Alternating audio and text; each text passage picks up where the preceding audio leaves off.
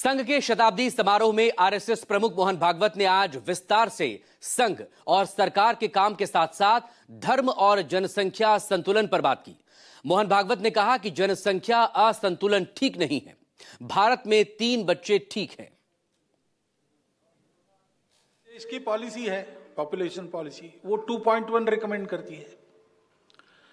अब वो देश का एवरेज 2.1, ये तो ठीक है, लेकिन संतान होती है तो 0.1 संतान कभी होती नहीं। गणित में 2.1 का 2 होता है, लेकिन मनुष्य के जन्म में 2 के बाद 0.1 होता नहीं ना, 3 ही होता है, इसलिए 2.1 मीन्स 3। तो भारतवर्ष के प्रत्येक नागरिक ने यह देखना चाहिए कि अपने घर में 3 होने चाहिए। ये देश की दृष्टि से कह रहा हूं। दूसरा, एक कंसर्न भी है, जनसंख्या एक एसेट है, बोझ भी हो सकता है, कल खिलाना पड़ेगा ना सबको, तो उसी के लिए पॉपुलेशन पॉलिसी रिकमेंड करती है।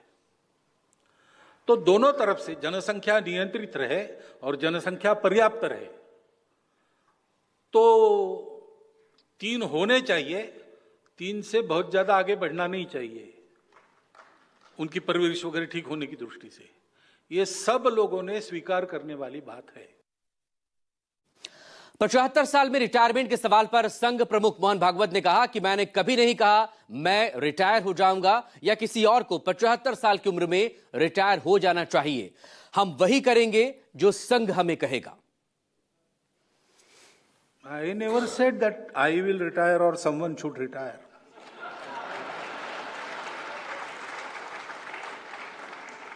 In Sangha, we Swayamsevaks, we are given a job,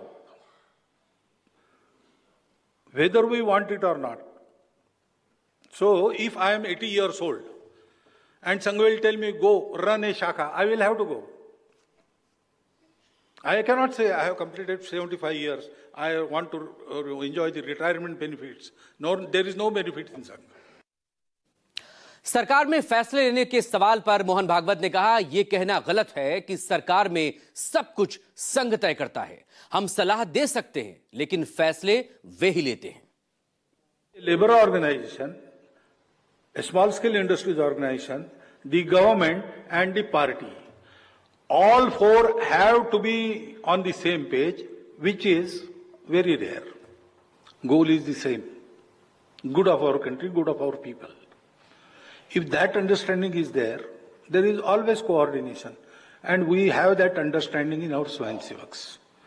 So there might be opinions also.